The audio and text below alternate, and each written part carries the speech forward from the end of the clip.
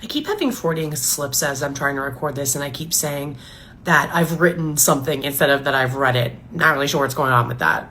I finally finished The Invisible Life of Addie LaRue by V.E. Schwab.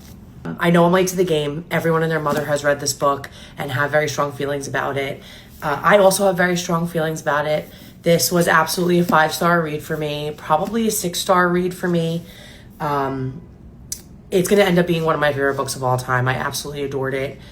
This is the first book I've read by Miss Schwab. I don't know why, but do you ever get the feeling like when you either see an author or somebody just like, yeah, I'm just going to like what they do. And I just had that feeling because even though this is the first book that I've read by V.E. Schwab, as you can see, my collection up here has already started. I bought all of these before I cracked this book open. So I bought all of those books already.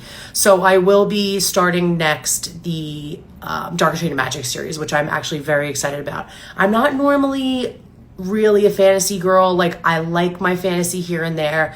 I'm more so into the thrillers and like the gothic horrors, and I love a good horror story.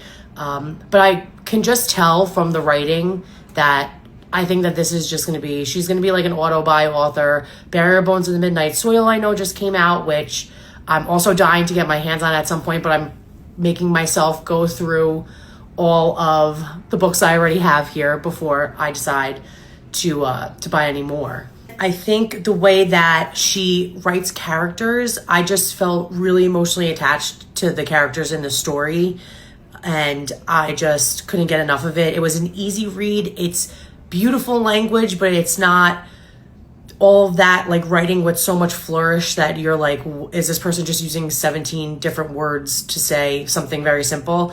I love how she writes dialogue. It's very realistic. One of my pet peeves is when you read a book and an author, you know, the dialogue just doesn't flow. It just doesn't feel like a real conversation would feel. But I felt like all the conversations that happened in this book absolutely felt authentic, which is something that I really enjoyed.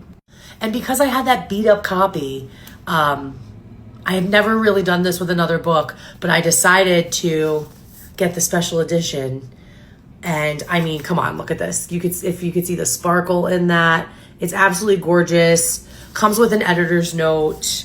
Comes with some foiling on the hardcover, and the art that's in the book is actually a little more detailed before all the sections. I Remember You on the back. I absolutely love this.